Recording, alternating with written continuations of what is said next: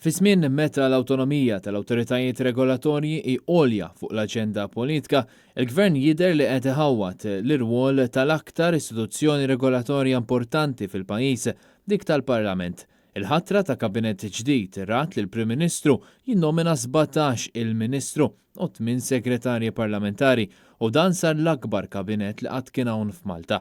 Il-kabinett jew aħjar il-Bank ta' Quddiem tal-Gvern u 3 darbiet akbar mill-backbench.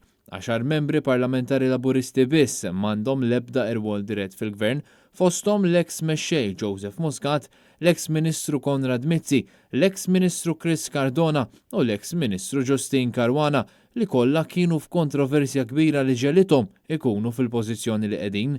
Fl-editorjal ta' The Times of Malta tal-erba intqal kif wieħed mill-irwoli ewlenin tal-Parlament u li josservelja lill-Gvern u jżommu taħt kontroll. Iżda kabinett daqshekk kbir fir-rigward tad-daqs tal-Parlament u tal-gruppi parlamentari ikisser il-bilanċ fil-Kamra. Effettivament, il-Parlament jitlef l-indipendenza tiegħu u jsir biss timbru tal-gomma. Il-partit fil-Gvern għandu responsabilità li jiżgura li l-Gvern isegwi l-programm elettorali u li ma jirrikorrix għal affarijiet oħra.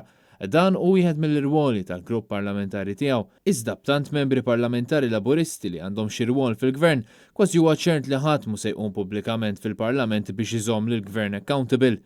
Il-membri parlamentari ma tantx huma mistennija jirregolaw ruhom, rajna li dan iseħħ għal ħafna drabi, kompla jgħid l-editorjali tat-Times. Is-sitwazzjoni sejra għall-ar meta l-ftit membri tal-partit li fadal qed jingħataw impjiegi fuq bordijiet tal-Gvern. Nhar it-tnejn id-Deputat Prim Ministru Chris Ferne der li rikonoxxa s-sitwazzjoni anomala u qal lill-Kamra li kien hemm bżonn li jkun assigurat sorveljanza tal-Parlament biex ikun jista' jaħdem b'mod effettiv. Irid ikun hemm checks and balances xierqa mill-amministrazzjoni tal-Gvern u l-Oppożizzjoni. Il-Partit Laburista għamel is-sitwazzjoni saħansitra qar għalih innifsu fl-aħħar snin meta abolixxa l-irwol ta' Segretarju Ġenerali.